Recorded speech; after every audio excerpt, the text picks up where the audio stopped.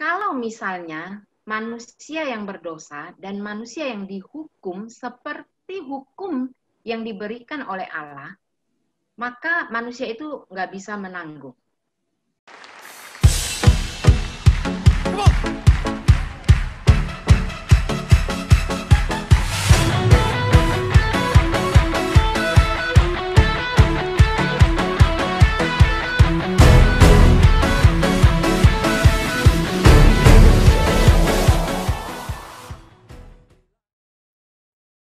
Shalom semua, terima kasih dan welcome ya.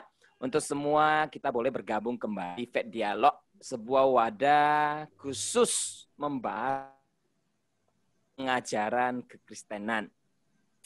Ya kita tahu bahwa sebuah pengajaran atau doktrin ya, maupun itu agama apapun, itu tidak semudah yang kita pikirkan. Apalagi tentang pengajaran atau doktrin kekristenan. Itu tidak sesimpel atau tidak semudah yang kita pikirkan. Kalau pengajaran kekristenan, ya, semudah yang kita, maka kekristenan itu tidak akan dibahas lagi sampai tahun ini, 2020.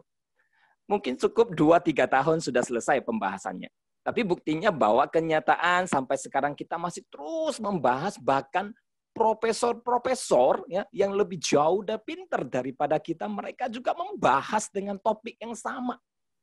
Jadi ini tidak simpel dan tidak mudah, kecuali kita sengaja memudah atau mensimpel-simpelkan gitu ya. Tapi sebelum menyimpelkan pengajaran kekristenan, maka kita wajib memahami doktrin-doktrin yang ada. Sebab menyimpulkan atau menyimpelkan tanpa memahami itu bukanlah menyimpelkan, melainkan adalah meremehkan. Nah, oleh sebab itu, malam ini kita belajar bersama-sama tentang pengajaran kekristenan. Nah, Anda boleh bertanya, ya seperti biasa, Anda boleh bertanya, tentu pertanyaan-pertanyaan itu harus berkaitan dengan topik pembahasan. Apabila pertanyaan Anda di luar dari topik pembahasan, maka kami mohon maaf ya, sebagai petanggung jawab Faith Dialog, kami meminta maaf kalau tidak menjawab pertanyaan Anda. Dan Anda juga boleh bertanya ya melalui tulisan maupun secara lisan. Anda boleh tulis di kolom chat Anda, kita akan membantu membacanya, menyimpulkannya dan menjawab pertanyaan Anda. Tapi Anda juga boleh bertanya secara lisan, ya langsung bertanya. Ya silakan membuka mikrofon Anda, ya ketika Anda ingin bertanya. Nah setelah itu Anda boleh mematikan kembali mikrofon Anda supaya tidak mengganggu orang lain. Nah kita bersyukur malam ini kita dan berterima kasih ya kepada Boksu ya Pendeta Suhamaya, penyaji malam hari ini. Beliau adalah seorang dosen di mana yaitu di STII, Sekolah Tinggi Teologi Injil Indonesia di Pancur Batu. Dan beliau juga adalah seorang pembimbing rohani di Sekolah Thomas Alva Edison yang ada di Jalan Denai. Beliau akan membahas sebuah tema malam hari ini dengan topik yaitu karya Kristus yang memerdekakan. Karya Kristus yang memerdekakan. Nah, sebelum saya menyerahkan waktu ke Pendeta Suhamaya, saya mempersilakan Boksu Bunsui untuk berdoa. Silakan Boksu Bunsui. Terima kasih sebelumnya. Mari kita berdoa. Bapa di surga, malam ini kami bersyukur kehadirat-Mu. Melalui aplikasi Zoom ini, kami bisa bertemu untuk membicarakan hal-hal penting yang berhubungan dengan iman, berhubungan dengan karya Tuhan Yesus yang menyelamatkan umat manusia. Bapa, kami berdoa, urapilah hamba-Mu, Pendeta Suhamaya, urapilah hamba-Mu, calon guru Injil Anto Chai yang akan menjadi moderator di dalam pertemuan ini.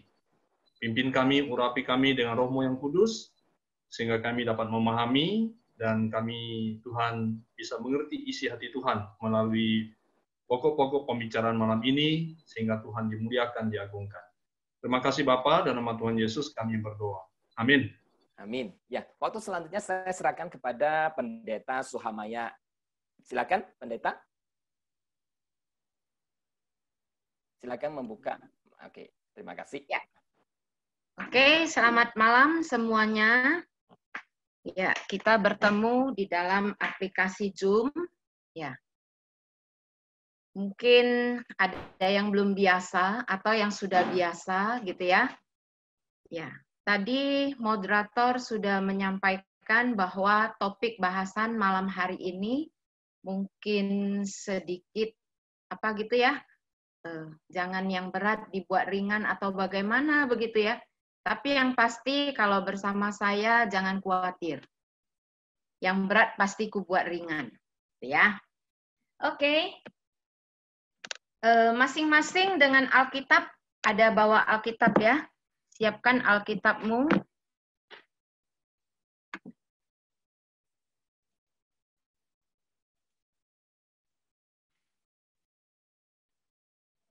Ya, Alkitabnya siap.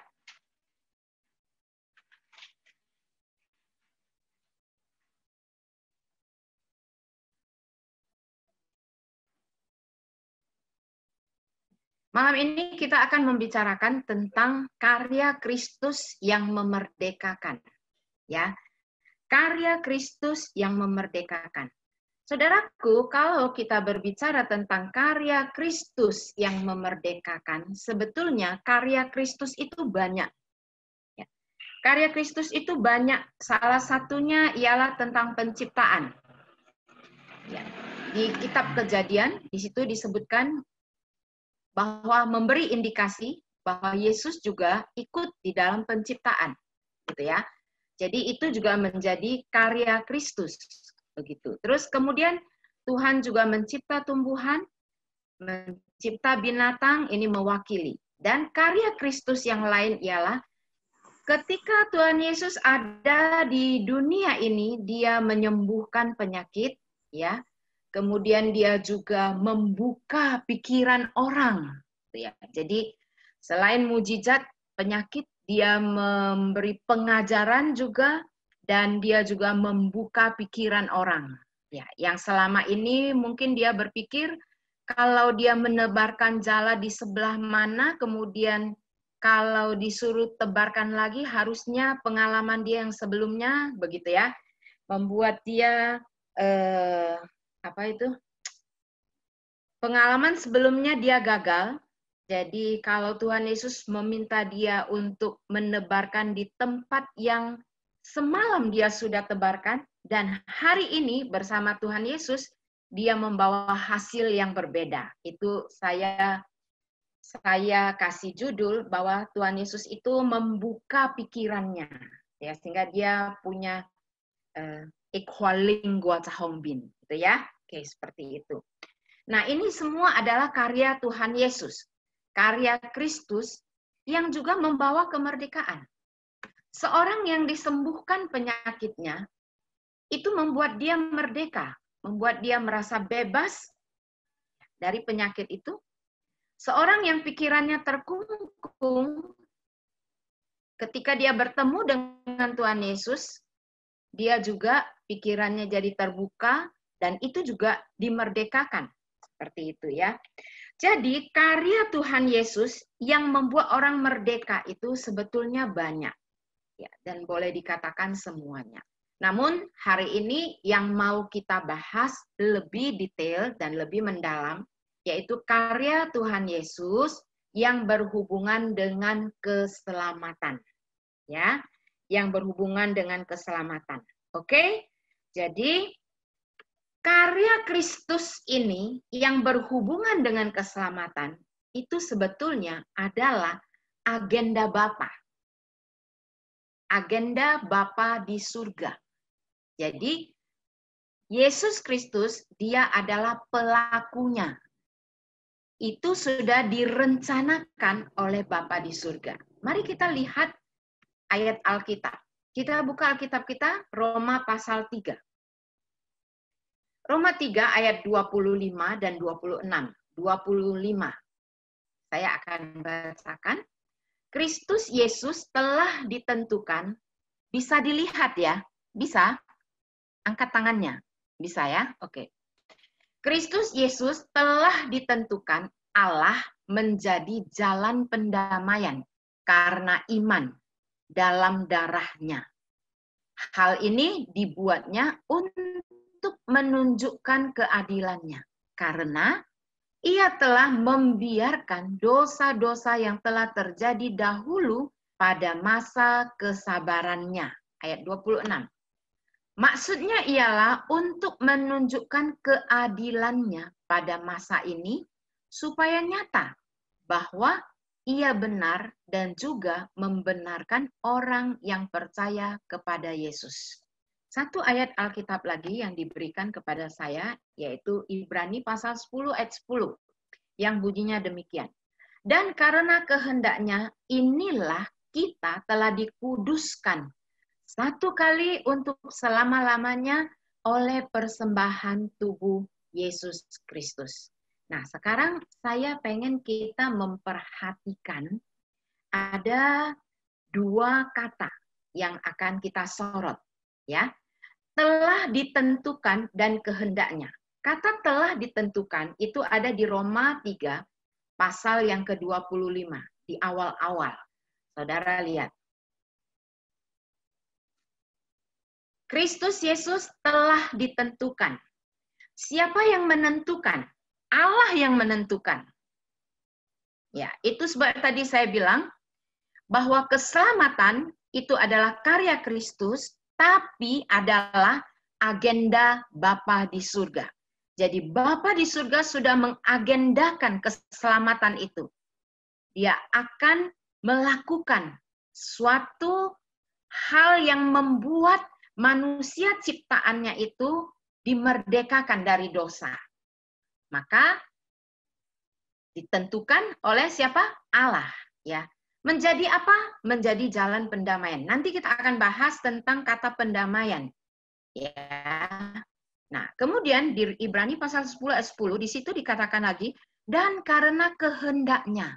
Jadi saudara perhatikan ada dua ayat ini, dan di dalam dua ayat ini ada dua kata yang sejajar. Telah ditentukan dan kehendaknya. Jadi berarti Tuhan Yesus itu sebetulnya dia sudah ditentukan oleh Bapa di surga untuk jalan keselamatan bagi manusia. Saudara, kalau saudara mengikuti acara ini dari mulai minggu pertama, ya itu sebetulnya pembuat tema itu sudah membuat begitu mantap lah ya. Karena apa? Diawali dengan janji Tuhan tentang pembebasan, tentang kemerdekaan manusia, ya. Diawali dengan janji Tuhan. Kemudian Tuhan Yesus itu sendiri adalah juru selamat. Kemudian orang-orang yang merdeka dari Kristus, di dalam Kristus. Dan hari ini kita berbicara tentang apa yang Tuhan Yesus kerjakan. Dan saya awali dengan... Hah? Kenapa? Kenapa? Ada yang bicara? Aja, Boksu. Yakin, lanjut, Boksu, lanjut. Lanjut. Oh ya, jadi maksudnya karya Tuhan Yesus itu, jadi hari ini kita berbicara tentang apa yang Tuhan Yesus kerjakan. Itu agenda Bapa, tapi Tuhan Yesus yang kerjakan. Ya, apa yang dia kerjakan? Ya, yang dia kerjakan ialah tentang pendamaian. Yaitu di ayat yang ke-25 tadi. Pendamaian. Nah, saudara, pendamaian, kata pendamaian ini bagi King James itu tidak menerjemahkan kata ini sebagai pendamaian, ya. Tapi King James menerjemahkan kata ini dengan kata kata ini propisiasi. Apakah artinya propisiasi? Nanti kita akan jelaskan. Sebelumnya saya ingin kasih tahu dulu, pendamaian itu berbicara tentang penebusan. Karena karya Kristus berarti penebusan yang dia kerjakan. Nah, ada 3 prinsip penebusan. Penebusan, prinsip yang pertama itu berbicara tentang substitusi. Ya, tentang substitusi. Apakah artinya substitusi? Substitusi artinya ialah menggantikan. Jadi, Tuhan Yesus itu mati di kayu salib, dia menggantikan kita. Menggantikan kita orang yang berdosa. Kita digantikan. Gitu ya. Jadi, harusnya kita yang digantung di atas kayu salib karena semua dosa-dosa kita. Tapi karena Allah mengasihi kita, ya, dan perlu diketahui bahwa apa yang Tuhan Yesus kerjakan ini, ya, itu sumber dari pendamaian, itu adalah kasih Allah. Ya, jadi sumber dari pendamaian itu adalah kasih Allah. Jadi karena kasih Allah lah, maka dia menggantikan kita mati di atas kayu salib. Itulah prinsip penebusan Tuhan Yesus yang disebut dengan substitusi. Yang kedua, yaitu berbicara tentang rekonsiliasi. Rekonsiliasi ini artinya pendamaian. Ya, rekonsiliasi ini artinya pendamaian. Oke, pendamaian yang bagaimana? Jadi pendamaian yang mana kematian Kristus itu menjadi satu jalan damai antara kita dengan Allah. Saya mengutip sebuah buku yang disebut dengan penggenapan dan penerapan penebusan yang ditulis oleh John Murray. Ya, dia menuliskan ada 2 hal. Dia bilang karya pendamaian Tuhan Yesus yang disebut dengan rekonsiliasi itu, yang pertama ialah tentang objektivitas sejarah. Jadi itu berbicara tentang objektivitas sejarah. Maksudnya apa? Maksudnya ada sesuatu yang digenapi secara penuh dan satu kali untuk selama-lamanya. Itulah yang disebut dengan objektivitas sejarah. Jadi karya penebusan Tuhan Yesus itu satu kali untuk selama-lamanya. Itulah yang kita baca tadi di Ibrani pasal 10 ayat 10 itu. Jadi Tuhan Yesus mati di kayu salib satu kali untuk selama-lamanya, dan dikatakan di Ibrani di pasal yang lain dikatakan bahwa Tuhan Yesus itu adalah domba Paskah. Dan dialah domba yang dipersembahkan, dan dia satu kali untuk selama-lamanya. Jadi kalau saudara yang sudah ikut Jum-Jum yang sebelumnya, dan di situ juga sudah pernah disebutkan ya, bahwa Yesus sebelum Tuhan Yesus itu, maka orang-orang Yahudi setiap tahun mereka harus membawa domba Paskah. Untuk apa? Setiap tahun itu mereka harus membawa domba untuk dipersembahkan sebagai penebusan dosa, kesalahan, dan lain-lain. Anda bisa baca itu di Imamat, di kitab Imamat. Seperti itu ya. Nah, itulah yang terjadi setiap tahun. Dan kalau saudara perhatikan bahwa setiap kali mereka membawa persembahan seperti itu bukan hanya sekedar untuk penebusan dosa. Bukan hanya sekedar untuk menghapus dosa. Tapi sebetulnya ada satu tujuan. Yaitu apa? Setelah dosa manusia itu ditebus, setelah dosa manusia itu dihapus, maka tujuan akhirnya ialah manusia bisa beribadah kepada Allah dengan bebas. Itu dia tujuannya. Jadi boleh dikatakan bahwa sebetulnya manusia dicipta itu untuk beribadah kepada Allah. Itu sebabnya ketika manusia jatuh ke dalam dosa, maka manusia harus ditebus. Jalan penebusan dengan substitusi dan dengan rekonsiliasi. Rekonsiliasi artinya Tuhan Yesus menjadi jalan satu-satunya untuk perdamaian, pendamaian antara kita dengan Allah. Ya, jadi objektivitas sejarah itu berbicara tentang apa yang Tuhan Yesus kerjakan itu sempurna dan satu kali untuk selama-lamanya. Karena itu sudah ditentukan oleh Allah. Tadi saya sudah bilang, ya. memang sudah ditentukan oleh Allah. Yesus yang harus dijadikan korban. Itulah propisiasi. Jadi propisiasi artinya korban. Menarik sekali ya. Korban di sini, ya sebelumnya saya maaf, rekonsiliasi tadi masih ada poin yang kedua. Poin yang kedua itu berbicara tentang finalitas. Poin yang kedua itu berbicara tentang finalitas. Ya, jadi tadi objektivitas sejarah, ya, korban Kristus itu sempurna dan itu dikerjakan oleh Tuhan Yesus. Dan yang kedua, finalitas. Artinya, finalitas itu artinya itu nggak bisa diulang-ulang dan sifatnya sudah sempurna. Jadi itu nggak perlu lagi diulang. Satu kali sudah cukup. Jadi itu sebabnya juga Tuhan Yesus disebut imam. Jadi kan Tuhan Yesus itu punya 3 jabatan. Raja, nabi, dan satu lagi imam. Nah, disinilah letaknya. Ya, di rekonsiliasi ini. Jadi Yesus sebagai imam bagi kita. Dia menjadi jalan pendamaian. Kalau dulu itu imam lah yang membawa korban untuk dipersembahkan. Supaya apa? Supaya diperdamaikan melalui imam yang melakukannya. Jadi kalau Yesus dia sendiri sebagai korban dan dia sendiri juga sebagai imamnya. Dan satu kali sempurna, itulah finalitasnya. Ya.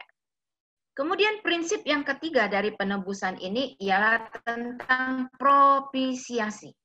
Propisiasi ini artinya korban. Jadi, kalau King James, dia menerjemahkan kata pendamaian ini dengan kata propisiasi. Propitiation. Ya. Dia pakai kata ini. Ini artinya korban. Maksudnya apa dengan arti korban ini? Maksudnya kematian Tuhan Yesus itu bisa meredakan murka Allah. Itu dia. Nah, jadi apa yang Tuhan Yesus persembahkan dirinya sendiri itu bisa meredakan murka Allah. Jadi boleh dikatakan kalau di dalam masa PL setiap tahun terus mempersembahkan korban itu tidak bisa meredakan murka Allah secara sempurna. Hanya Yesus yang bisa meredakan murka Allah secara sempurna. Kenapa? Karena memang dia dari awalnya sudah ditentukan oleh Allah sebagai jalan pendamaian itu. Oke? Terakhir, saya mau sampaikan, kalau kita sudah tahu jalan penebusan yang Tuhan Yesus karyakan di dalam hidup manusia. Terus sekarang tentu kita berpikir tentang kalau kita itu sudah dimerdekakan dengan Tuhan Yesus yang mati di kayu salib, terus gunanya apa? Gitu ya kan? Apakah hanya untuk masuk surga saja? Tadi saya sudah bilang, sebetulnya kita itu dimerdekakan, kita itu ditebus, bukan cuman untuk masuk surga. Kita itu ditebus supaya kita itu bisa kembali berelasi dengan Bapa di surga. Kita itu ditebus supaya kita itu bisa kembali beribadah kepada Allah. Nah, satu lagi karya Kristus, yaitu ketika kita masih ada di bumi ini, selain kita dimerdekakan untuk bisa beribadah kepada Allah, dan satu lagi yang sering menghalangi kita untuk bisa beribadah kepada Allah dengan sempurna, salah satunya ialah karena kita belum pemulihan secara sempurna. Saudara, karya Tuhan Yesus di atas kayu salib yang membuat kita merdeka itu bisa membuat kita kembali kepada segala kebaikan dari ciptaan yang mula-mula. Melalui apa? Melalui dilahirkan kembali. Kita itu dilahirkan kembali. Ya. Kemudian yang kedua, pemulihan yang mempengaruhi seluruh kehidupan dan bersifat progresif. artinya ialah hari ini saya percaya kepada Tuhan Yesus, saya dipulihkan supaya saya itu bisa kembali lagi kepada apa? Kepada hal yang mula-mula yang waktu Allah ciptakan manusia itu yang baik, dan itu tentu melalui kelahiran kembali, yaitu dilahirkan dari roh Allah. Tentunya, itulah poin yang pertama. Yang kedua ialah kita itu progresif. Jadi kemarin saya waktu percaya saya sudah dilahirkan kembali, saya sudah mengalami pemulihan, dan pemulihan itu masih terus berjalan. Karena seorang yang baru percaya, kita tahu bahwa orang yang baru percaya Tuhan Yesus, ataupun kita lah, kita sudah percaya Tuhan Yesus, tapi kita masih bisa melakukan dosa. Itu sajalah. Betul kan? Kita sudah percaya Tuhan Yesus, tapi kita masih sering bisa melakukan dosa. Kira-kira seperti itu. Jadi inilah poin yang kedua. Artinya di dalam seluruh kehidupan kita, sepanjang kehidupan kita, kita itu masih terus mengalami pemulihan dari Tuhan yang bersifat progresif dan terus menerus. Dengan apa? Dengan terus memandang kepada salib Tuhan Yesus, karya Tuhan Yesus. Seperti itu ya. Mungkin saya kasih lihat gambar ini sehingga kita lebih bisa mengerti. Saudara lihat gambar yang pertama itu misalnya Adam manusia pertama yang sudah jatuh ke dalam dosa, ya. Kemudian inilah orang yang sudah percaya kepada Tuhan Yesus. Ini manusia yang jatuh ke dalam dosa dan keturunannya kitalah, ya. Kemudian kita percaya kepada Tuhan Yesus. Ketika kita percaya kepada Tuhan Yesus, segala kebaikan dan yang dari yang mula-mula yang sebelum jatuh ke dalam dosa itu, ya, ini dikembalikan melalui apa? Kelahiran di dalam roh. Ya, lahir kembali, dilahirkan dari roh Allah. Dilahirkan dari Roh Kudus, gitu ya. Nah, orang yang sudah dilahirkan dari Roh Kudus, maka dia menjadi manusia baru, manusia ciptaan yang baru yang sudah dilahirkan kembali. Inilah manusia ciptaan yang baru. Jadi sekalipun kita kembali kepada kebaikan yang mula-mula, bukan berarti kita kembali ke tempat ini. Tidak. Inilah objektivitas sejarah juga. Jadi kita akan berjalan ke depan. Dan terus mengalami perubahan sampai kita bagaimana? Serupa dengan Kristus. Seperti itu ya. Ya. Jadi inilah manusia baru. Ya, 1 Korintus pasal 5 ayat 17 itu ya. Jadi siapa yang ada di dalam Kristus? Ya adalah ciptaan baru. Yang lama sudah berlalu, sebenarnya yang baru sudah datang. Itulah dia. Oke, demikian penjelasan saya.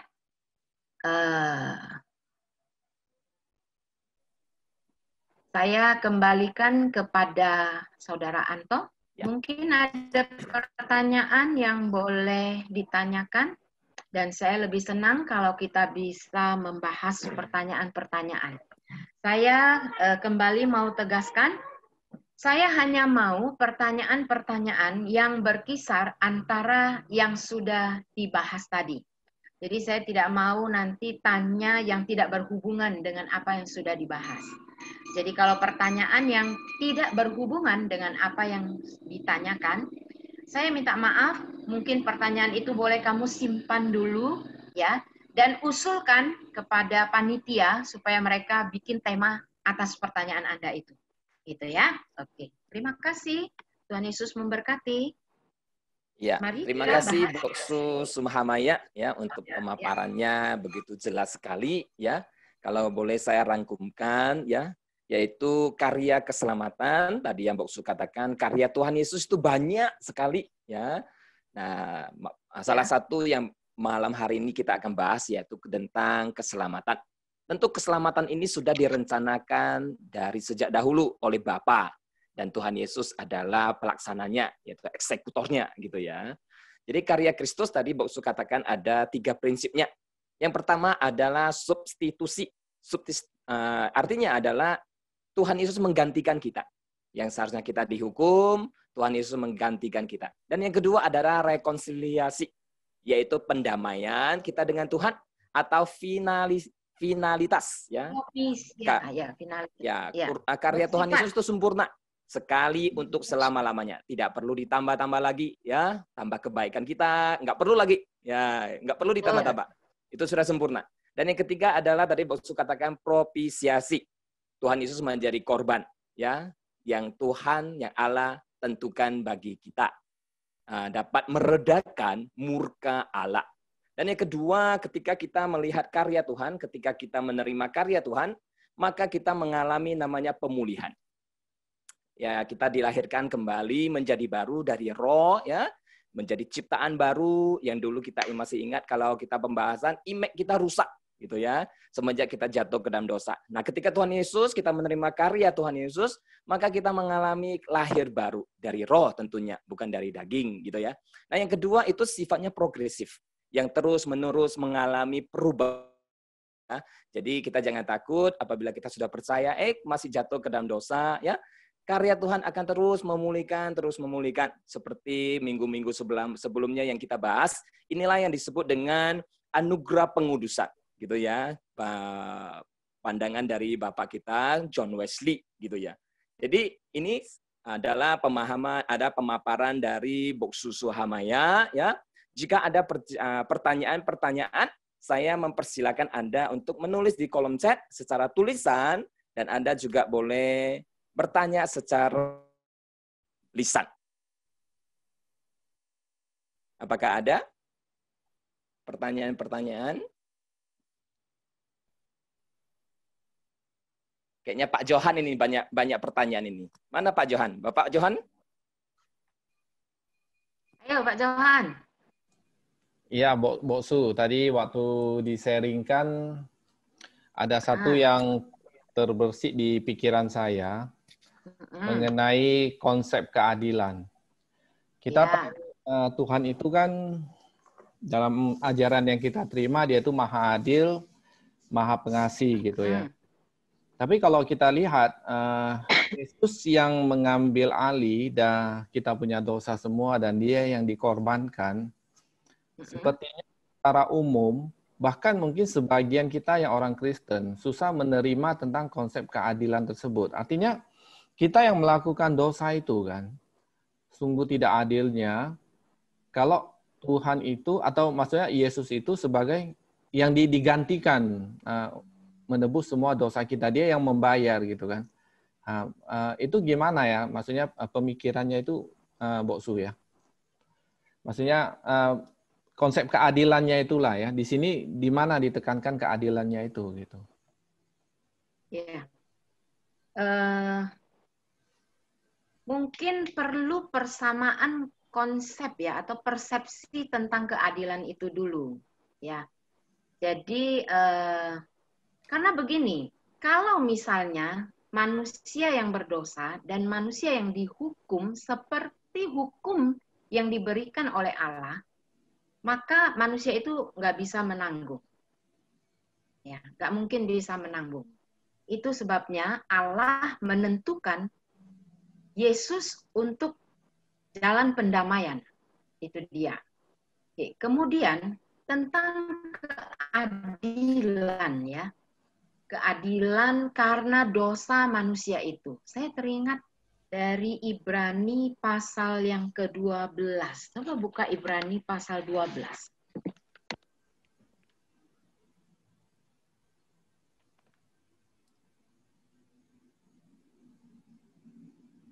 Ibrani pasal 12 ayat 11. Coba. Sudah dibuka? Ibrani 12 ayat 11. Oke. Iya. Oke. Ibrani 12 ayat 11 berkata demikian. Memang tiap-tiap ganjaran pada waktu ia diberikan tidak mendatangkan sukacita, tetapi dukacita. Tetapi kemudian ia menghasilkan buah kebenaran yang memberikan damai kepada mereka yang dilatih olehnya.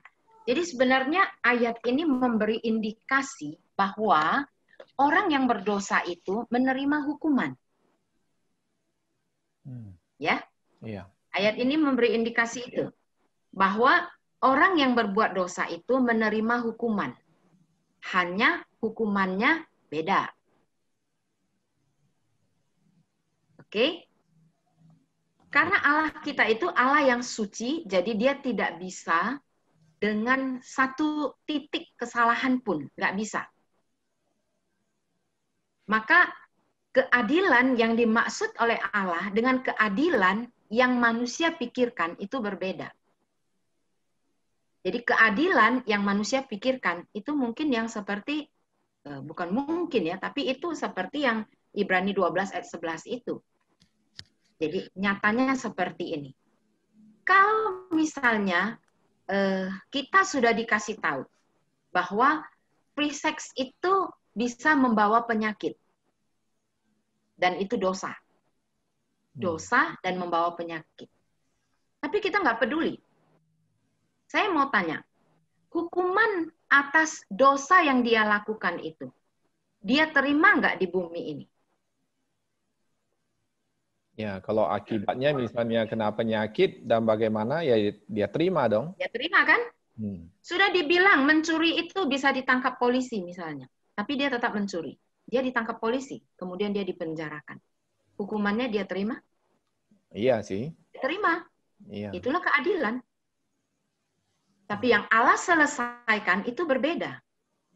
Itu berarti tadi keadilan di bumi dong maksudnya? Ya. Ya. Itu dia. Ya. Semoga menjawab. Apakah bukan satu pengertian begini, Boksu? Di dalam tubuh kita ini kan sebenarnya ada yang secara fisik yaitu tubuh, jiwa yang menyatu, dan roh. Jadi setiap kita berbuat dosa maupun secara fisik, mau tidak mau roh yang bersih itu pun jadi ternoda. Kan begitu. Jadi artinya waktu kita menjalani hukuman di dunia ini, itu adalah hukuman bagi fisik. Tetapi roh itu juga harus disucikan. Kalau enggak, pasti ada dapat hukuman juga di kepanjangan gitu. Apakah itu juga satu pengertian seperti itu atau gimana ya? Tidak ya. Kalau kita pandangannya seperti itu, nanti kita akan memisahkan antara tubuh, jiwa, dan roh. Sedangkan kenyataannya itu tidak demikian. Seorang yang fisiknya sakit, otomatis jiwanya bisa terganggu. Seorang yang jiwanya terganggu, otomatis fisiknya bisa sakit. Itu yang disebut dengan psikosomatis. Seperti itu ya. Iya. Jadi itu nggak bisa dipisah-pisahkan. Jadi ketika Tuhan Yesus menyelamatkan manusia, ketika kita percaya, kita diselamatkan, kita ditebus, bukan cuma roh kita saja yang ditebus, tapi totalitas diri kita. Itu sebabnya pemulihan, kalau tadi lihat di slide saya, pemulihan yang poin yang kedua itu mencakup seluruh. Jadi artinya seluruh aspek hidup, termasuk karakter, termasuk semuanya, itu dipulihkan oleh Tuhan. Hanya itu sifatnya progresif. Sebab manusia itu kompleks. Ya. Seperti itu. Tapi ada satu lagi kan, Mbak Sugan, itu Yesus membebaskan kita dari dosa supaya kita juga mencapai kesucian ya, atau apa yang mendekati atau sama dengan Kristus. Iya kan? Maksudnya menjadi sempurna ya gitu ya. Tapi Ya. itu kan sesuatu yang nggak pernah bakal bisa terjadi ya. Artinya sebaik apapun manusia itu, ya dia tetap tidak pernah akan sesempurna Tuhan Yesus itu. Artinya dia sama sekali tidak berdosa dan lain sebagainya ya. Jadi maksudnya gini, statement itu sepertinya sesuatu yang hampir tidak mungkin ya bisa digapai oleh manusia gitu. Itu ya.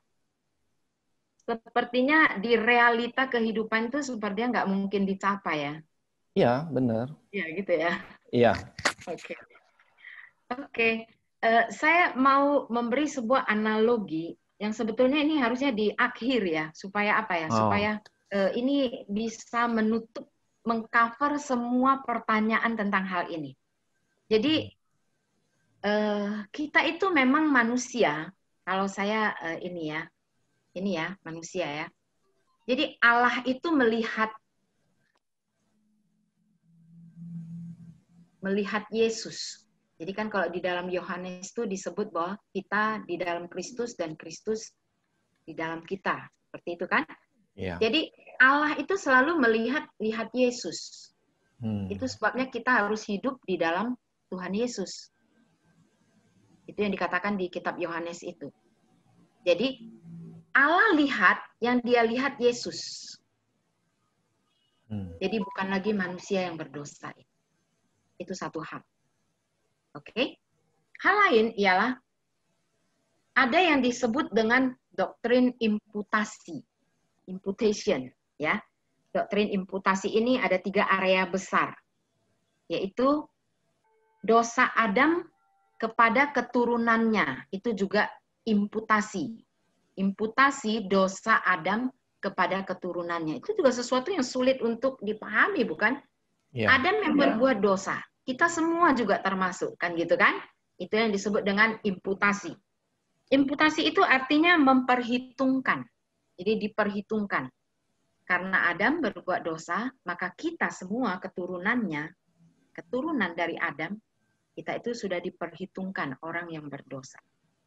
Gitu ya.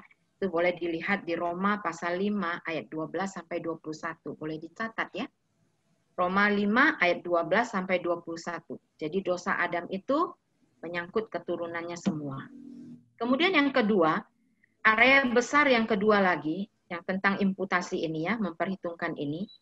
Imputasi dosa-dosa orang percaya kepada Kristus. Ini dia. Jadi semua dosa-dosa kita itu ditimpakan. Ya. Jadi kalau kita yang belajar ini ya, belajar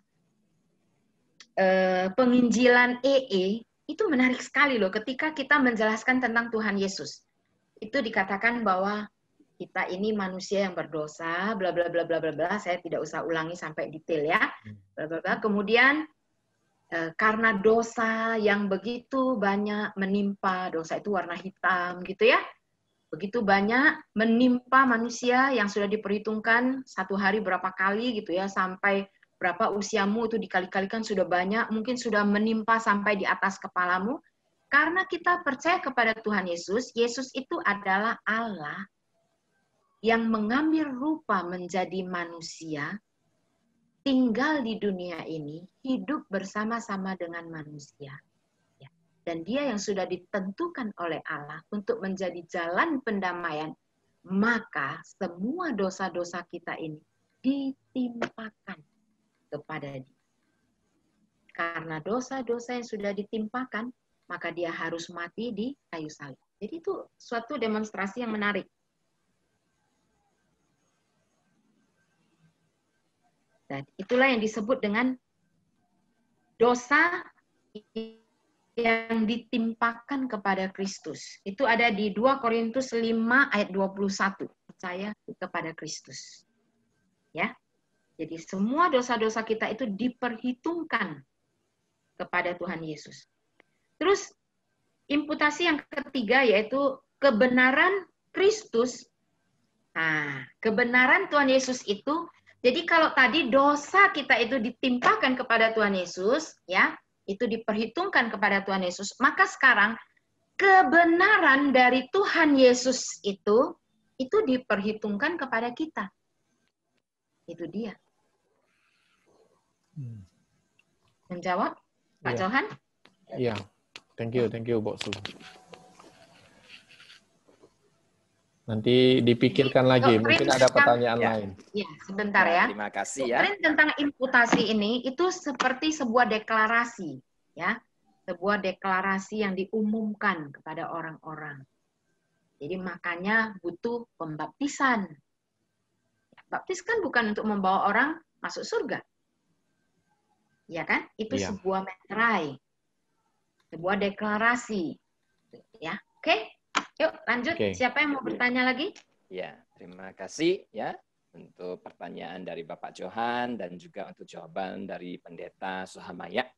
Ya, jika saya boleh tambahin sedikit gitu ya, keadilan Tuhan itu tidak sama seperti yang Bu Su katakan. Keadilan Tuhan itu berbeda dengan keadilan manusia. Ya, keadilan Tuhan itu adalah satu orang berbuat dosa, maka semua orang kena dampaknya. Nah, satu orang benar, maka semua orang akan dibenarkan. Inilah keadilan Tuhan, gitu ya. Bukan perkataan Anda dan saya yang diperhitungkan adil atau tidak, melainkan perkataan Tuhan. Kalau Tuhan bilang adil, ya adil. Kalau Tuhan bilang tidak adil, ya tidak adil, gitu loh. Kayak sekarang kita pasca sekolah. Ya, pasca sekolah itu pasca Covid. Semua siswa tamat sekolah, ya, lulus. Nah, yang pintar itu berkata, enggak, dia tidak adil dong, gitu ya, tidak adil dong. Masa saya belajar sampai saya sekolah tahun lalu juara 1, yang itu juara terakhir, nilainya merah semua, gitu ya. Kalau ujian pasti dia nggak lulus, nggak adil dong. Yang bilang adil itu lu atau gua, ya pasti pihak sekolah. Nah sama juga, gitu ya. Ya Tuhan bilang adil, ya adil. Tuhan bilang tidak adil, tidak adil. Masa satu orang berdosa kita semua kena dampak, nggak adil dong. Tuhan bilang itu adil. Gitu ya. Ya, terima kasih. Nah, tapi manusia itu kan menilai segala sesuatu itu dengan standar manusia itu sendiri. Betul. Makanya kembali lagi yang mengambil keputusan adil tidak adil itu siapa? Tuhan. Gitu ya. Kalau Tuhan udah bilang adil, adil lah itu. Oke, di kolom chat ini ada satu pertanyaan ya dari Ahui, saudara Ahui. Dia berkata seperti ini, bertanya. Pertama dia bilang karya keselamatan oleh Kristus sekali dan selamanya seperti yang tadi Mbak Su katakan ya. Namun orang sering bertanya, bagaimana dengan orang-orang yang meninggal sebelum karya Kristus yang telah digenapinya? Apakah orang-orang tersebut juga dimerdekakan atau ada aturan yang lain untuk orang yang sebelum dan sesudah Kristus berkarya di dunia ini? Nah, seperti itu, Boksu, pertanyaannya. Mungkin boleh dijawab. Untuk yang sebelum karya Tuhan Yesus di atas kayu salib, dia boleh baca di kitab Roma ya. Di situ sudah disebutkan ada hukum Taurat, atau kalau bukan karena hukum sebelum ada hukum Taurat, maka dia sendiri ya bisa menjadi hukum Taurat. Tepatnya baca di kitab Roma. Roma berapa itu ya, Mbak Subunsui? Saya kalau nomor-nomor itu saya nggak bisa ingat. Saya tahu itu ada di kitab Roma. Tidak lewat dari Roma pasal 5, nggak lewat.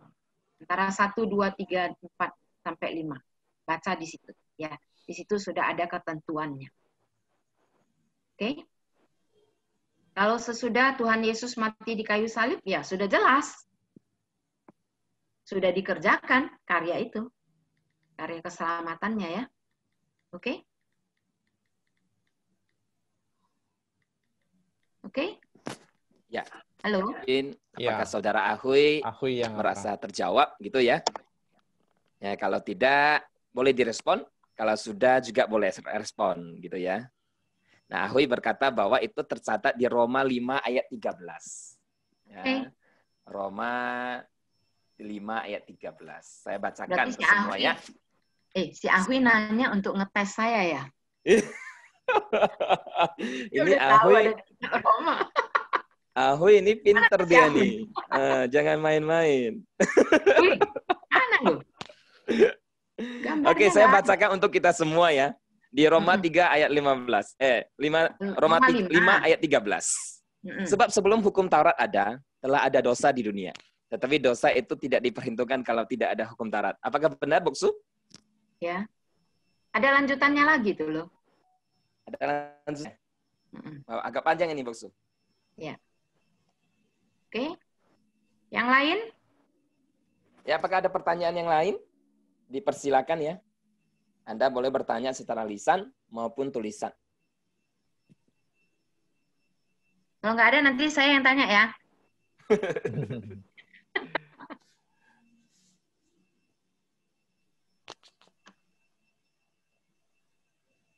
Halo. Ya. Saya mau ada pertanyaan ya. Ya, silakan. Boleh. Saya tanya dengan cara. Ini dengan siapa? Maaf. Yung. Yung Oke, ya silakan Saudari Yong. Ya, Oke. ya. Gini ya pertanyaan saya ya, Bu Su. Saya ada menemukan orang yang dia pernah dibaptis 2 kali. Dan baptisan itu apakah sah? Karena alasannya baptisan pertama dia nggak ngerti kenapa dia dibaptis gitu.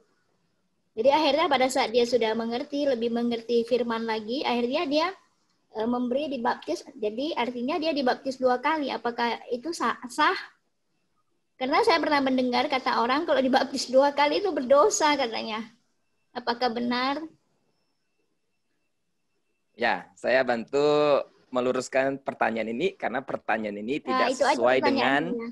tidak sesuai dengan tema malam ini, gitu ya. Nah, saya balik bertanya deh dengan pertanyaan yang sama. Boksu, kira-kira seperti ini. Orang yang dibaptis 2 kali, apakah akan mengalami karya Tuhan Yesus secara berlipat ganda atau hanya 1 kali? Seperti itu ya. Jadi sudah cocok pertanyaannya dengan tema malam ini. Apakah akan menerima karya yang berlimpah atau malah berdosa gitu? Ya, silakan Boksu. Terima kasih. Ya. Contoh Anto ini pintar ya. Pertanyaannya dia tarik supaya bisa masuk ke relnya ya. Dicocok-cocokkan. Oke. Ya, silakan Boksu. Saya pikir tidak ada berlipat ya. Tidak ada berlipat. Jadi pembaptisan itu 1 kali juga sudah cukup karena pembaptisan, kecuali pembaptisannya tidak pakai 3 nama itu, yaitu Bapa, Anak, dan Roh Kudus. Ya. Jadi kalau tidak memakai, tidak di dalam, tidak demi nama 3 nama Allah Tritunggal itu, maka kalau dia mau baptis ulang, ya gitu ya. Tapi kalau sudah, harusnya dia tidak perlu dibaptis lagi. Karena urusan baptis itu sebetulnya bukan berbicara tentang cara. Tapi di dalam nama siapa dia dibaptis. Itu yang penting. Itu dia ya. Oke. Masalah dia jadi dosa atau apa, kita tidak perlu singgung. Yang pasti cukup 1 kali. Kalau dia sudah menggunakan 3 nama. Itu saja. Oke? Enggak, maksud saya gini, Bu Su.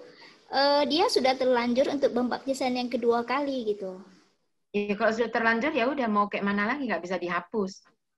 Ya, tapi itu tetap sah ya, Bu Su ya. Bagi saya yang sah itu kalau pakai 3 nama itu saja. Jadi saya tidak mau menyinggung yang pertama sah atau yang kedua sah. Intinya ialah kalau dia dibaptis di dalam nama Bapa, Anak, dan Roh Kudus, sah. Itu saja. Iya, memang dia kalau sampai 2 kali dan nggak bisa dihapus lagi, ya mau dibilang apa lagi? Ya sudah. Begitu. Maksud saya gini, Bu Su, memang baptisan pertama dia juga memakai 3 nama atas nama Allah Bapa, Allah Anak, dan Allah Roh Kudus. Cuma waktu pembaptisan pertama itu orang itu tidak mengerti dan dia gimana ya? Dia tidak mengerti kenapa dia dibaptis dan karena keadaan aja yang membuat dia dibaptis gitu. Dia belum benar-benar mengerti kenapa dia dibaptis sehingga pada saat dia berapa lama kemudian dia udah mengerti firman, dia merasa mau dibaptis lagi gitu. Apakah itu boleh? Dan memang sudah dilakukan baptisan yang kedua kali, Bu Su. Ya, harusnya sih nggak boleh. Harusnya sih tidak boleh. Tapi kalau sudah dilakukan ya kita mau bilang apa lagi? Sudah lewat. Gitu ya. Yang penting setelah dibaptis dia benar-benar hidup di dalam Kristus ya, Bu Su ya. Iya, harusnya itu begitu. Yang terpenting ya, itu yang terpenting ya. Contoh saya bicara sedikit tentang ini ya Boksu ya, khusus sama ya. Silakan, silakan. Iya, yang dipertanyakan oleh saudara kita Jungjung ini sebetulnya itu juga masalah di tengah gereja. Saya pakai waktu sedikit lah ya, karena dibicarakan itu. Ada gereja yang mengajarkan seperti ini. Kamu dulu nggak dibaptis, nggak baptis Islam, baptisanmu nggak sah. Gitu kan? Jadi setiap orang yang dibaptis percik mau masuk ke sebuah gereja yang menganut baptis Islam, itu mengatakan baptisan percik itu nggak sah. Jadi baptisan yang biasa lakukan di gereja-gereja yang dipercik, ya itu nggak sah. Nah itu pengajaran mereka. Ini sesuatu hal juga perlu kita cermati. Kenapa? Kalau orang memahami baptisan itu menyelamatkan, air itu yang menyucikan dosa, itu sebuah pemahaman yang salah. Pemahaman yang benar ialah, seperti tadi Bos Susu Hamaya katakan, apabila dibaptis dalam nama Bapa, Putra, dan Roh Kudus. Dengan air ya, harus dengan air. Air itu sebetulnya cuma sebagai simbol penyucian, tapi bukan penyelamatan. Jadi baptisan itu tidak menyelamatkan, tapi untuk selamat, untuk masuk ke dalam kerajaan Tuhan, ke persekutuan dengan Tuhan, itu harus dibaptis. Nah, seperti itu. Jadi kalau pertanyaan tadi Yung tadi, bagaimana teman ini yang sudah dibaptis? Apakah itu cukup atau salah atau lebih? Ya sudah berlebihan. Persoalannya dia dulu sudah dibaptis, kalau dia sudah tahu dibaptis, dia nggak mau dibaptis lagi. Berarti teman ini nggak ngerti itu apa baptisan, saya pikir. Kalau dia mengerti apa itu baptisan, dia sudah tahu dia dulu waktu anak-anak sudah dibaptis, maka dia tidak akan dibaptis lagi. Baptis apapun caranya. Nah, seperti itu. Saya pikir di situ persoalannya. Karena pengertian baptisan itu sendiri sebetulnya seseorang mengatakan percaya Yesus, mati bersama Kristus, bangkit bersama Kristus. Itu kan pernyataan iman. Nah, seperti itu. Juga dia sudah dibaptis kedua kali, nggak usah lagi yang ketiga kali lah. Iya. Seperti itu ya. Udah ngerti, nah seperti itu. Masalah dosa nggak dosa, ya tergantung pada dia sendiri lah gitu ya. Bukan arti dia mencobai Tuhan, anggap itu sebuah keteledoran bagi dia, nah seperti itu. Tapi sebetulnya nggak perlu, gitu. Ya Yung ya. Iya, terima kasih buat penjelasannya, Bu Su. Ya, terima kasih untuk jawaban dari Bu Su Bunsuy dan juga Bu Susu Hamaya, gitu ya. Sudah jelas ya, Saudari Yung, gitu ya. Dibaptis itu sekali doang, nggak perlu 2 kali, gitu ya. Tapi berhubung ada case-case khusus ya, karena ada sebagian gereja yang kurang bertanggung jawab, hari ini dengar khotbah langsung dibaptis, akhirnya dia pun kurang ngerti, sekali lagi dia baru mengerti, mau minta dibaptis lagi gitu ya. Itu ibarat kalau udah menikah, kumpul kebo, habis itu rayain pestanya.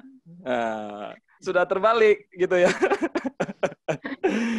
Jadi stepnya terbalik. Ya, Bu Susu Hamaya, ini ada satu pertanyaan. Nah, pertanyaan dari saudara kita Samuel Pangs, gitu ya. Dia bertanya seperti ini, Bu Su. Ketika seseorang sudah menerima karya Tuhan, dia mengalami pemulihan, lahir baru, gitu ya. Jadi singkat cerita dia sudah menjadi orang Kristen lah. Nah, ketika dia menerima karya Tuhan Yesus, apakah dia akan bisa kehilangan karya dari Tuhan? Artinya kehilangan keselamatan itu. Ya, itu pertanyaannya, Bu Su. Terima kasih. Ya. Jawabannya ya tidak bisa. Kalau orang sudah percaya kepada Tuhan Yesus, ya udah nggak bisa ini lagi. Kali dia percaya, ya dia sudah ada di dalam genggaman tangan Tuhan. Ya artinya nggak bisa lagi. Gitu. Itu saja. Ya. Mau lanjut, tanya lagi? Ya, lalu bagaimana dengan, ya saya bertanya nih, saya melanjutkan pertanyaan gitu ya. Lalu bagaimana dengan orang-orang yang kita lihat di sekitar kita, yang mengakui tanda kutip orang Kristen, yang kita lihat memang dia benar-benar orang Kristen gitu ya. Dengan pandangan kita kan nggak tahu isi hati orang nih. Ya. Kita hanya menilai dari pandangan kita sendiri. Ya. Dia gayanya, sikapnya, si A itu kayak Kristen memang gitu ya. Tapi kemudian dia meninggalkan Tuhan. Dan sampai mati pun dia tidak pernah kembali. Nah, bagaimana penjelasannya, Bu Su? Terima kasih. Ya, sebenarnya contoh udah jawab sendiri. Kan gimana, menurut Bu Su? Sebenarnya contoh tadi udah menjawab. Itu jawabnya kan kayak mana, Bu Su? Nah, kita kan nggak bisa melihat sampai ke dalam hati orang. Jadi dari pandangan kita itu dia orang Kristen, gitu kan? Dari gelagatnya, dia ke gereja rajin, dia itu semua. Tapi kan kita nggak bisa tahu hatinya, gitu ya kan? Nah, kalau orang yang betul-betul percaya, dia tidak akan, itu ada satu ayat, maka tadi saya sedang search ya. Kalau kita sudah ada di dalam genggaman Tuhan, di dalam tangan Tuhan, maka Tuhan tuh tidak akan membiarkan kita terjatuh atau apa. Jadi kita tuh selalu ada di dalam genggaman Dia.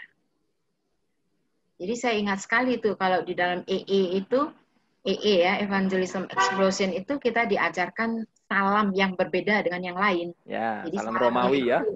Ya, salam Romawi. Masih ingat ya?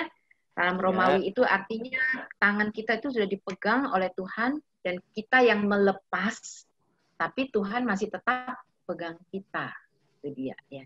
Jadi sebetulnya kalau seorang itu dia sungguh-sungguh percaya Tuhan Yesus, maka dia nggak akan melepaskan genggaman. Tuhan tidak akan melepaskan dia. Jadi di sehari-hari kita sering lihat orang-orang seperti itu. Bahkan saya juga punya teman-teman yang seperti itu. Dari dulu kita bersama di dalam KOR, ya. Kita sering bersama di dalam pelayanan. Menghilang sudah dia, ya kan?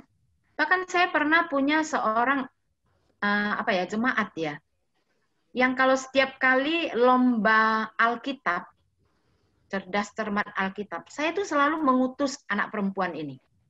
Selalu saya utus dia. Karena luar biasa, boleh dibilang satu Alkitab tuh dia hafal semuanya. Dia tahu semuanya. Dan kami itu selalu menang dulu di pos PI. Tapi dia hilang. Itu dia. Jadi kita nggak tahu ya, ada orang tuh datang ke gereja karena teman. Ada orang datang ke gereja karena mau wanita. Alkitab. Karena mau pengetahuan Alkitab. Ada karena orang datang cewek. ke gereja. Betul. Karena mau mencari pasangan hidup. Ada juga orang yang seperti itu. Jadi kita nggak tahu. Jadi jangan menilai hanya dari gelagat. Jadi bersyukurlah kepada Tuhan. Karena Tuhan itu melihat hati. Itu saja. Ya, terima kasih Bu Su. Mungkin Bu Su ayat yang Bu Su inginkan itu di Yohanes 10 ayat 28. Ya, saya bacakan untuk kita semua ya. Dan aku di sini ada Tuhan Yesus yang berkata, dan aku memberikan hidup yang kekal kepada mereka, dan mereka pasti tidak akan binasa sampai selama-lamanya. Dan seorang pun tidak akan merebut mereka dari tanganku. Wow, satu perkataan Tuhan Yesus gitu ya. Tidak akan ada seorang pun yang dapat merebut mereka. Ya, jelas ya, saudara dari Samuel Punks ya. Untuk contoh saya tambahkan sedikit. Ya, Bu Su, silakan. Iya. Ini sebuah pertanyaan yang menarik ya. Sebagai warga Metodis, kita punya satu poin yang tersendiri untuk pertanyaan tadi. John Wesley pernah berkhotbah dengan satu kalimat seperti ini. Itu sehubungan dengan Matius pasal 7 ayat 21. Bukan setiap orang yang berseru kepada Tuhan, Tuhan akan masuk ke dalam kerajaan surga, melainkan dia melakukan kehendak Bapa-Ku yang di surga. Untuk mengkritisi orang-orang Kristen, tapi di dalam perlakuannya itu tidak menandakan tanda-tanda pertobatan, dia mengatakan ini sesungguhnya adalah orang Kristen yang nyaris Kristen. Nah, seperti itu. Orang yang nyaris Kristen. Dia mengatakan orang ini nyaris Kristen, padahal itu adalah orang Kristen. Nah, untuk poin ini, kita akan membuka satu topik yang berhubungan doktrin keselamatan itu. Jadi di dalam pemahaman doktrinal, itu ada dua pemahaman. Satu, sekali selamat, tetap selamat. Tapi juga ada doktrin yang mengatakan, ya, Tuhan sudah menyelamatkan kita, tapi kalau kita tidak setia kepada Tuhan, itu bagaimana? Jadi makasih untuk Yung Yung. Ini nanti suatu tema yang akan kita bahas secara khusus untuk itu sebagai orang Metodis. Ini pendahuluan yang Samuel, bukan Yung Yung. Samuel. Samuel. Samuel ya, sorry ya. Pertanyaan Samuel. Oh ya, yang pertanyaan tadi ya, sorry ya. Jadi ini sebuah pertanyaan itu pendahuluan yang saya sebutkan tadi untuk mengkritisi orang-orang Kristen, tapi tidak menandakan buah-buah roh yang dihasilkan. John Wesley pernah mengatakan sesungguhnya mereka adalah orang yang nyaris Kristen. Ya, nyaris Kristen. Ini satu tema menarik. Nah, saya nanti akan bawakan dalam satu topik untuk ini ya. Oke, demikian Santa. Ya, terima kasih Boksu untuk penambahannya ya. Ya, yang nyaris Kristen. Ya, seperti yang Boksu Suhamaya juga ngomong, ya kita nggak tahu isi hati orang. Betul-betul Kristen atau yang Kristen palsu-palsuan. Kalau yang udah benar-benar Kristen, ya Bapak Samuel, ingat kita tidak akan direbut oleh siapapun. Artinya kita tidak akan kehilangan keselamatan itu. Sampai kapan? Sampai selama-lamanya. Itu perkataan Tuhan Yesus loh. Gitu ya. Nah, ada satu pertanyaan lagi, Boksu. Seperti ini, dari Rowi, ya, Saudara Rowi. Apabila seorang yang baru percaya dan dibaptis, setelah itu tidak lama, orang tuanya sakit dan masuk rumah sakit. Dan orang itu jadi tidak ke gereja dan meninggalkan Tuhan. Nah, apakah orang itu masih dalam genggaman Tuhan? Apakah dia akan terus mengalami karyanya Tuhan, pemulihnya Tuhan? Apakah dia akan tetap dilindungi oleh Tuhan? Seperti itu, Boksu. Terima kasih.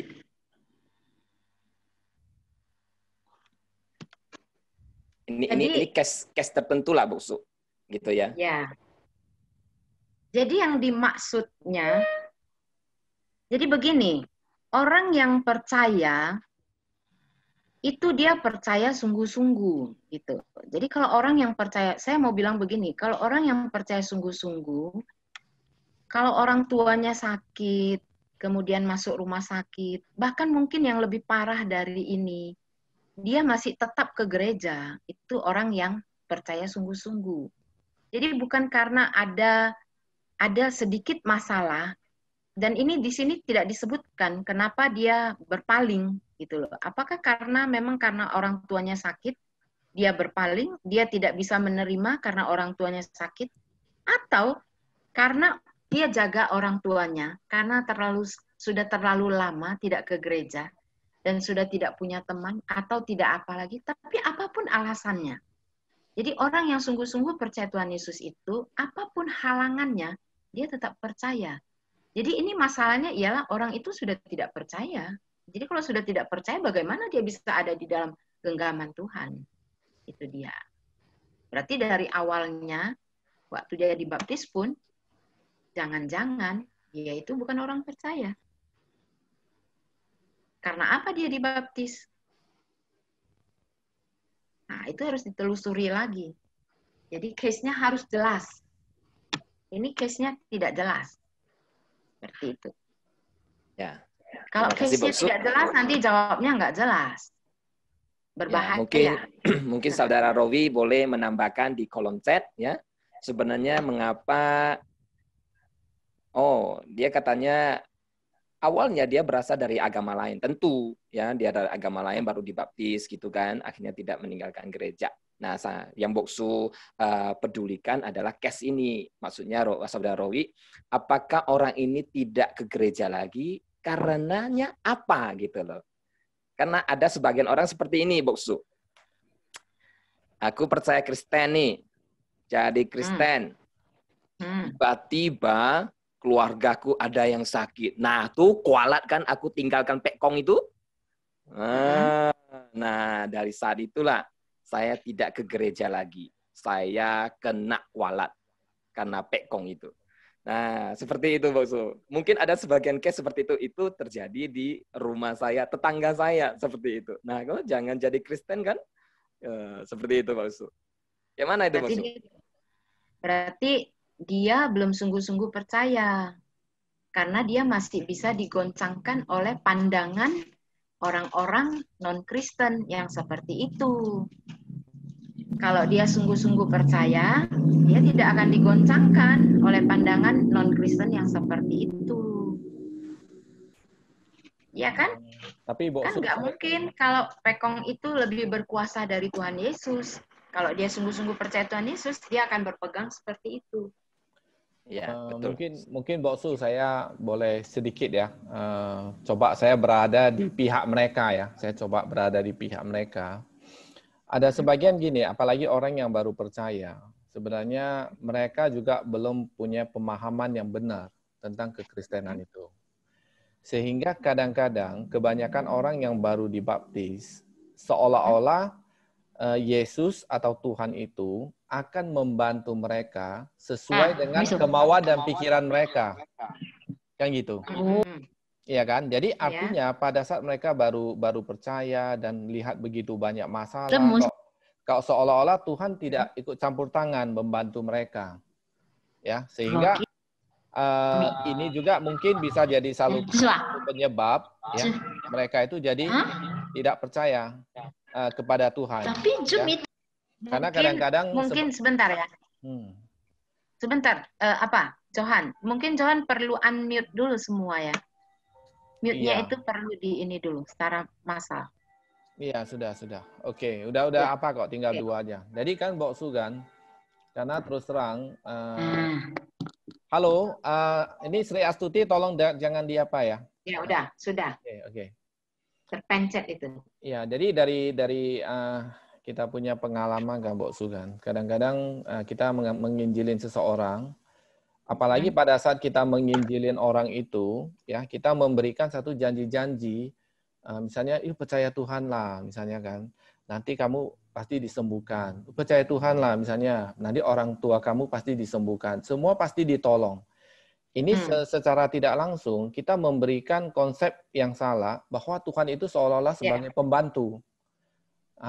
Bahwa Tuhan itu sebenarnya akan membantu kita sesuai dengan apa yang menjadi kemauan kita.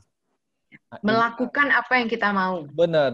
Berarti kan ini sesuatu konsep yang salah. Seolah-olah manusia lebih berdaulat daripada Tuhan itu. Kesalahannya ada di marketing Injil. Iya, saya ada perhatikan beberapa masalah di sini, Bok Su. Ya, itulah tanggapannya. Ya. Betul, saya setuju itu. Ya, saya setuju. Jadi kembali percaya Tuhan Yesus itu kesungguhan hati. Ya, dia sungguh-sungguh tidak. Jadi bukan hanya penampakan luar. Jadi kalau orang yang sungguh-sungguh, setahu saya ya, seorang yang kalau dia baru percaya Tuhan Yesus, dia itu punya kehausan. Kehausan untuk belajar firman, kehausan untuk mau dekat dengan Tuhannya. Harusnya seperti itu. Orang yang baru percaya Tuhan Yesus itu, dia akan, hatinya akan tergoda. Tergoda untuk apa? Untuk melihat orang-orang yang belum percaya. Harusnya seperti itu. Jadi ada kerinduan. Jadi walaupun, ya kalau dia seorang yang sungguh-sungguh percaya Tuhan Yesus, walaupun gereja mungkin dia ada di gereja besar ya, sehingga tidak tersentuh dia itu ya. Tapi karena dia baru percaya Tuhan Yesus, kalau dia sungguh-sungguh percaya, dia punya kerinduan seperti itu, dia bisa belajar. Dia bisa baca Alkitab, dan saya percaya Roh Kudus itu akan bekerja. Saya percaya itu. Setiap orang yang membaca Alkitab, Roh Kudus pasti bekerja kalau dia sungguh-sungguh membaca. Walaupun hari ini dia baca, besok lupa. Orang tua kan bisa begitu. Walaupun seperti itu. Tapi pasti ada. Roh Tuhan pasti bekerja. Itu kepercayaan saya. Oke? Oke, Rowi. Ya, terima kasih ya, Bok Su ya. Oke. Ya, kalau saya boleh menambahkan, ya, kalau boleh saya menambahkan untuk saudara Rowi, ya, saya percaya bahwa ketika orang ini dia tidak lagi ke gereja, ini bukan berarti Tuhan meninggalkan dia. Dia belum ada di akhir, titik akhir. Ya. Ya, meninggal. suatu saat kamu mungkin akan terkejut ketika di surga melihat dia ada di surga. Loh, lu kok di sini? Gitu ya. Dia bilang, "Oh iya, aku sebelum mati Tuhan Yesus memanggil aku kembali." Ya, Tuhan Yesus tidak akan meninggalkan dia. Ini hanya sebuah cerita ya. Jadi maksudnya Tuhan tidak akan pernah meninggalkan dia sampai kapanpun. Jika dia itu pernah di tangan Tuhan. Tidak akan ada seorang pun yang merebut. Seperti Tuhan Yesus kembali mencari Peter, ya, Petrus gitu ya. Begitulah ketika kita sebelum sampai ke titik akhir, Tuhan Yesus akan mencari kita kembali. Ya, saya adalah salah satu. Salah satu apa? Ya, saya adalah salah satu contoh. Dulu saya SMP kembali Tuhan, SMA saya tinggalkan Tuhan, sampai umur 25 saya tinggalkan Tuhan. Kemudian Tuhan kembali lagi mencari saya. Wow. Bukan saya yang mencari Tuhan, tapi Tuhan yang mencari saya. Jadi Tuhan tidak akan melepaskan tangan orang itu. Sekalipun orang itu sudah melepaskan Tuhan. Ya, terima kasih. Mungkin Rowi boleh cek kembali situasi kawan Anda, ya. Ini tanggung jawab Anda, share kepada dia Injil. Betul. Ya. Itu yang tadi saya mau tanya. Rowi, itu sebentar, contoh Agus ya. Ya. Itu cerita fiktif atau memang betulan? Itu yang saya pengen tahu. Bisa tolong ditanyakan ke Rowi? Itu fiktif atau ya, sungguhan? Itu kenyataan. Oh, kalau begitu, real. Real ya. Saya sepaham dengan contoh Anto. Itu tugas Rowi untuk mencari dia kembali. Ya, kita sama contoh Anto. Kita punya pengalaman yang sama. Iya, tos dulu Boksu. Tos, tadi saya udah tos. Oke. Contoh mau menambah. Ya, mungkin contoh apa? Agus, ya. Ya, saya mengikuti dari diskusi tadi berkenaan dengan mereka yang kelihatannya sudah Kristen. Bahkan kadang-kadang kita bisa istilah tadi bisa salah lihat ya, seolah-olah dia betul-betul Kristen karena begitu aktif di dalam kegiatan-kegiatan Kristen, tapi kemudian di kemudian hari kita melihat dia meninggalkan persekutuan atau meninggalkan kekristenan. Nah, saya menemukan dalam pelayanan ini bahwa setelah seseorang kita layani dan dia kemudian oleh pekerjaan Roh Kudus dia menerima Yesus, percaya, itu baru awal dari perjalanan hidupnya.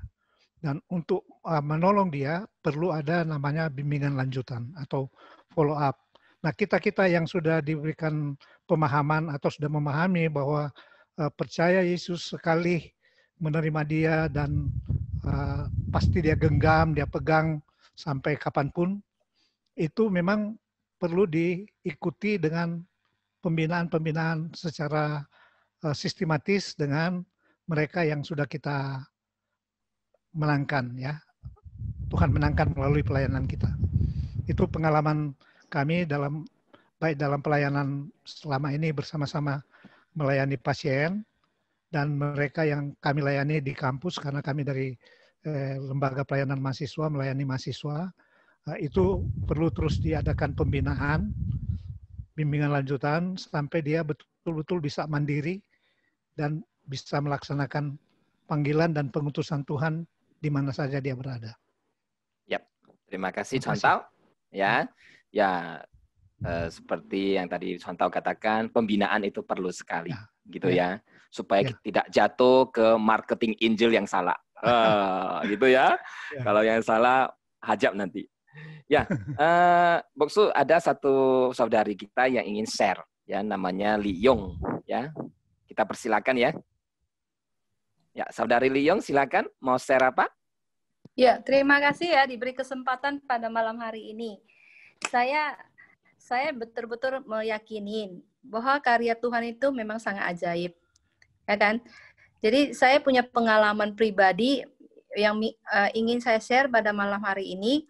waktu saya SMA, waktu itu memang orang tua kami dari keluarga yang belum percaya. Cuman waktu itu saya juga belum baptis. Di sini saya mau menekankan bahwa Tuhan itu tidak melihat ini orang udah dibaptis baru selamat. Atau, oh ini belum baptis ini, nggak usah didengar deh. Saya mau menekankan pada saat saya SMA itu, saya belum dibaptis. Tapi keyakinan saya sama Tuhan itu sudah betul-betul yakin banget. Nah, di saat orang tua saya sakit-sakitan, saya doanya gini, Tuhan, kalau memang Tuhan ingin orang tua papa saya ini sembuh, ya Tuhan sembuhkanlah. Tapi kalau memang Tuhan tidak mengizinkan lagi dia sembuh, Tuhan mau membawa pergi, Tuhan bawa aja. Karena kami juga sudah pasrah, karena sakitnya sudah parah. Jadi pada saat malam itu, saya giliran jaga di rumah sakit, saya ngajak papa saya berdoa. Papa, saya berdoa mau nggak? Yuk sama-sama. Dia mau, rupanya dia mau. Dia tidak mau membantah. Dia tahu saya kan suka gereja kan. Akhirnya saya doa dalam hati, tidak keluar suaranya, dia tidak tahu. Saya doanya yang seperti tadi, Tuhan kalau sembuh ya sembuhkanlah. Kalau enggak ya udah Tuhan bawa. Tapi yang saya mohon Tuhan yang bawa, jangan ada kekuatan atau kuasa lain yang membawa papa saya. Saya nggak mau, saya mau Tuhan yang membawa papa saya. Saya gitu dalam doa saya itu. Nah, pada saat itu, sesudah itu saya jaga, terus saya tertidur. Pada saat tertidur itu, saya melihat banyak orang berjubah putih masuk ke kamar rumah sakit ini, tempat papa saya Om Nama, dan bawa lilin. Saya bertanya lagi, siapa kalian? Tapi nggak dijawab, dan saya nggak bisa melihat wajah mereka, makanya saya tanya, siapa kalian? Gitu. Nah, di saat itu, saya belum mengerti itu siapa, saya belum ngerti. Sampai sesudah penglihatan itu, nggak lama kemudian papa saya meninggal betul. Dan dokter, saya lihat, kok nggak ada napas lagi. Saya terbangun. Terus saya panggil dokter bilang, ini udah meninggal begitu. Ya udah, meninggal. Tapi pada saat itu kan saya baru umur kelas 1 SMA ya. Mungkin saya baru 16 atau 17 tahun. Nah, saya belum mengerti itu yang saya lihat itu apa. Apakah itu nggak ngerti. Sampai saya sudah kuliah, menikah, berkeluarga. Dan saya sudah sering baca firman, dengar khotbah. Akhirnya saya mengerti. Dia bilang manusia biasa tidak bisa melihat wajah malaikat. Oh, mungkin itulah yang saya lihat malaikat. Nah, dari sini saya menekankan Tuhan tidak melihat lu sudah dibaptis atau tidak. Itu menurut saya. Tapi Tuhan melihat hatimu. Hatimu itu percaya nggak? Percaya? Nah, berarti dia mendengar doa kita. Itu sih. Itu sharing saya hari ini. Tuhan melihat hati. Dia tidak melihat lu sudah dibaptis atau enggak. Menurut saya. Tapi kalau menurut Bok Su gimana? Coba Bok Su kasih tahu juga lah. Ya, terima kasih ya. Tadi Bok Su udah kasih tahu. Tuhan melihat hati. Tuhan melihat hati gitu. Jadi bukan melihat penampilan gitu ya. Ya, kita persilakan. Mungkin ada pertanyaan-pertanyaan yang lain ya. Itu sampai jam berapa, contoh? Sampai jam 9, 8 menit lagi. Iya, berarti cuma satu penanya lagi ya? Ya. Begitu ya? Pertanyaan terakhir. Dipersilakan. Ayo, tanya aja. Ya, gratis saya kok. Mau ini ya. Tadi yang ditanyakan dengan Ibu Liun ya? Apa Ibu Liun? Iya. Ya?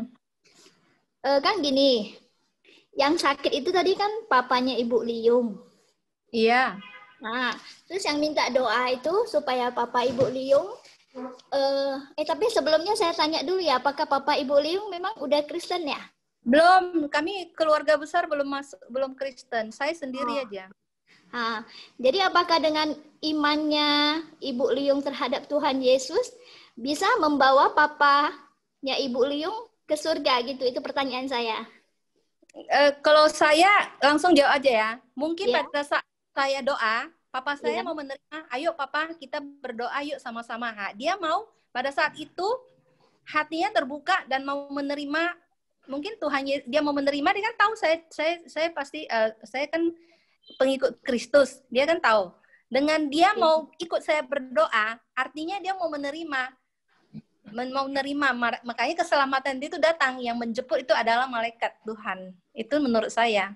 Karena ingat kan, pada saat Tuhan Yesus di kayu salib, kan ada orang yang sebelah kanannya bilang, hari ini juga saya percaya engkaulah Mesias, kan? Dia percaya pada saat itu kan. Nah, pada saat itu dia percaya, artinya Tuhan kan ngomong, hari ini juga engkau bersama saya. Nah, berarti kan walaupun kita banyak dosa di belakang-belakangnya, the last minute kita percaya Tuhan mau nerima kita. Itu sih saya punya gambaran. Kalau benar ya, Bapak Boksu yang salah. Ya, saya bicara sedikit untuk contoh ya. Ya, silakan Boksu. Ya, tentu sekali di dalam penginjilan atau kita ketemu dengan orang-orang, waktu kita kabarkan Injil, dia percaya dan juga nggak sempat dibaptis, ya kan? Nggak sempat dibaptis, ya waktu dibaptis, tidak ada orang membaptis, dan banyak alasan seperti itu, padahal sungguh-sungguh percaya. Tapi itu case-case yang khusus. Tapi dalam pengajaran baptisan, seorang percaya, tanda dia percaya, maka dia dibaptis. Itu penting. Jadi kita tidak boleh mengatakan dia percaya saja, hatinya murni bagus, nggak perlu dibaptis. Itu tidak boleh.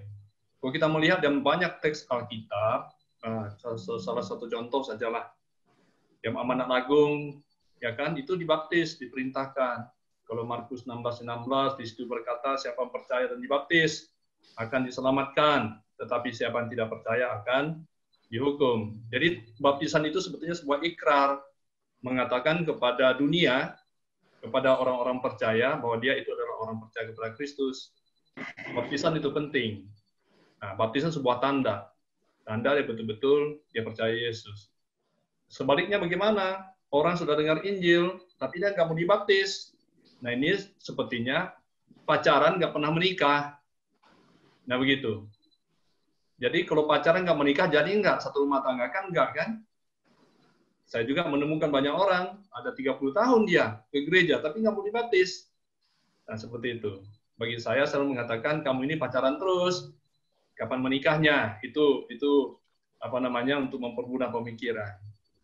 Jadi bagi orang Kristen, bagi gereja, percaya dan dibaptis. Itu penting.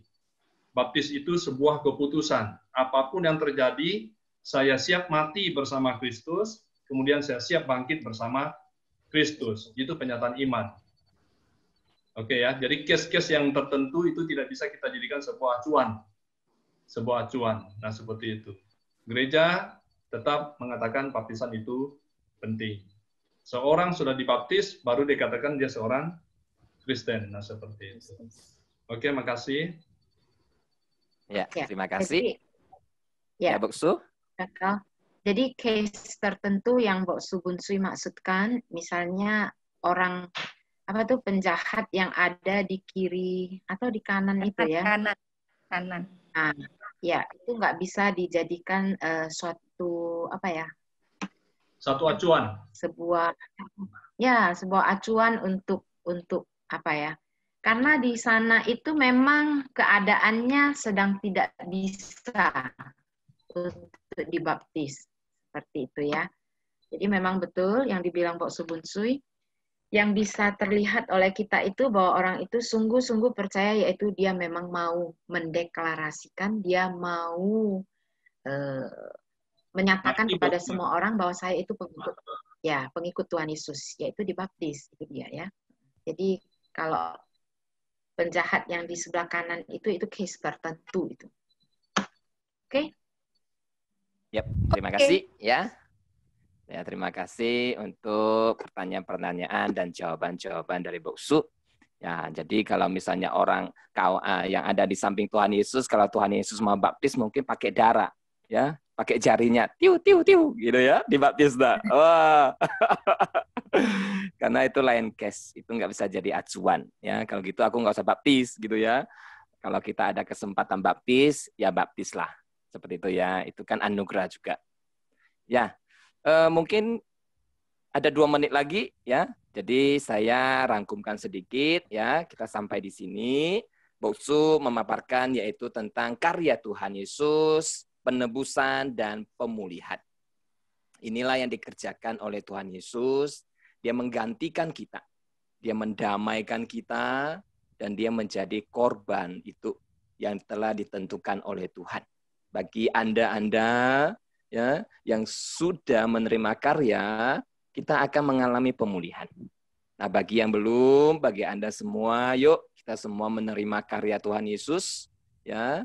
Bukan menurut Anda itu sah, tapi menurut Tuhan itu sah. Kalau Tuhan bilang itu, ya itu. Kalau Tuhan bilang tidak, ya tidak. Nah, mengapa harus Yesus? Kok mengapa satu-satunya Yesus? Itu perkataan Tuhan.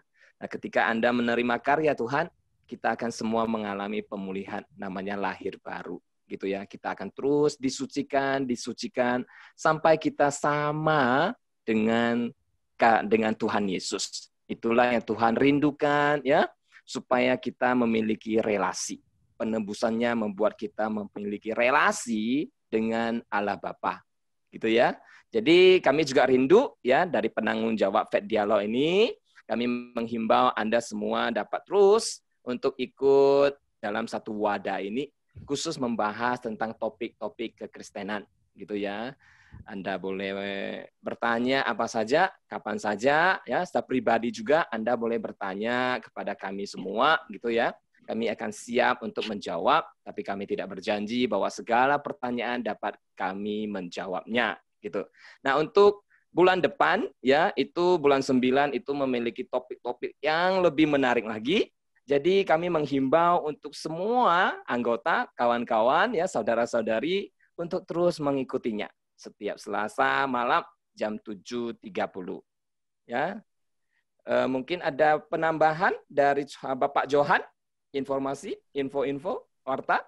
Ya, thank you, Contoh Anto.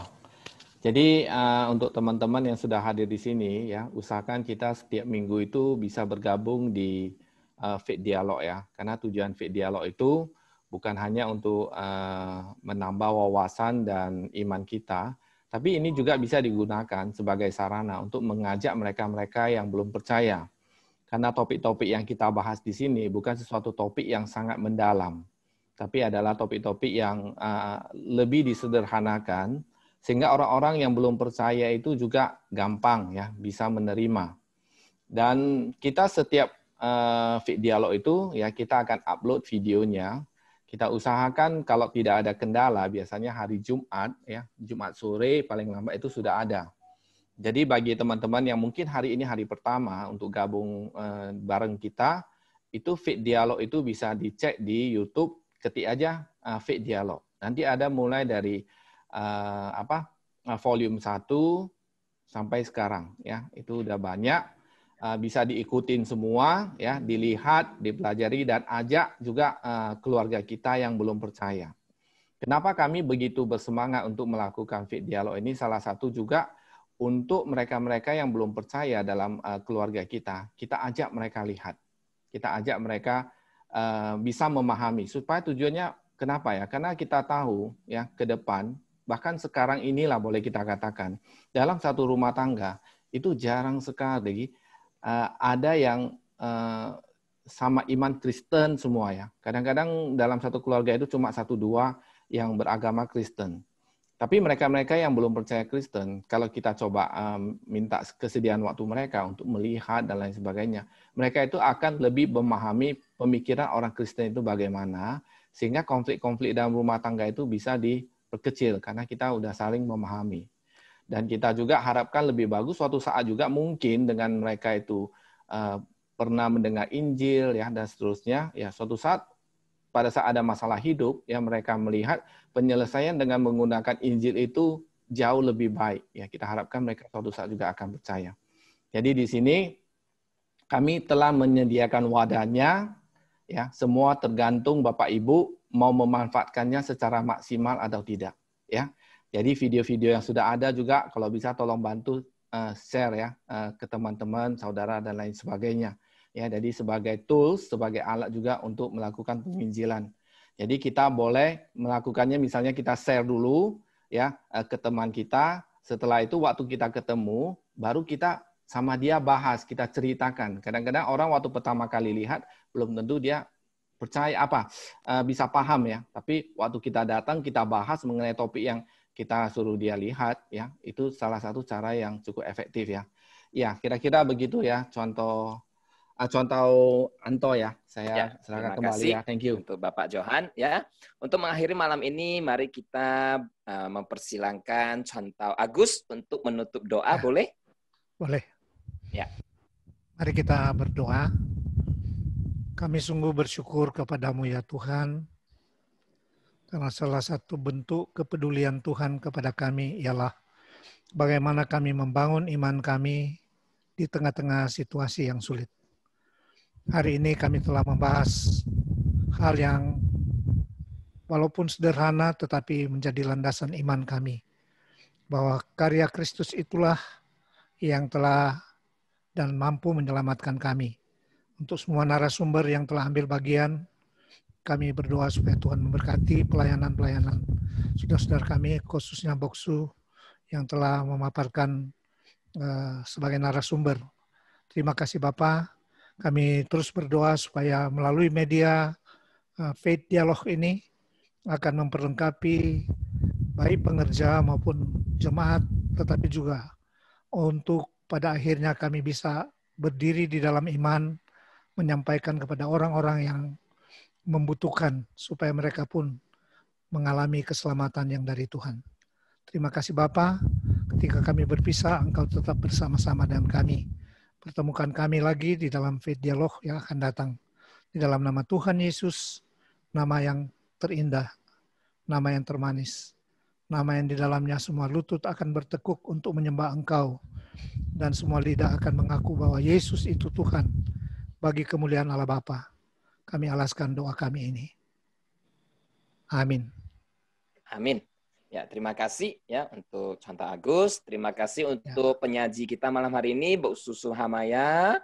Terima kasih untuk pelayanannya dan juga untuk rekan-rekan semua ya yang ikut Faith Dialog ini. Sampai jumpa Selasa depan malam ya. Kami rindu Anda semua boleh berkumpul kembali untuk membahas tentang pengajaran kekristenan. Kiranya kita terus mengalami karya dari Tuhan Yesus ya. Terima kasih dan shalom. Selamat malam. Shalom. Ya, selamat malam. Semoga saja Wan An ya. Terima kasih. Tuhan memberkati semuanya. Susu Maya, terima kasih.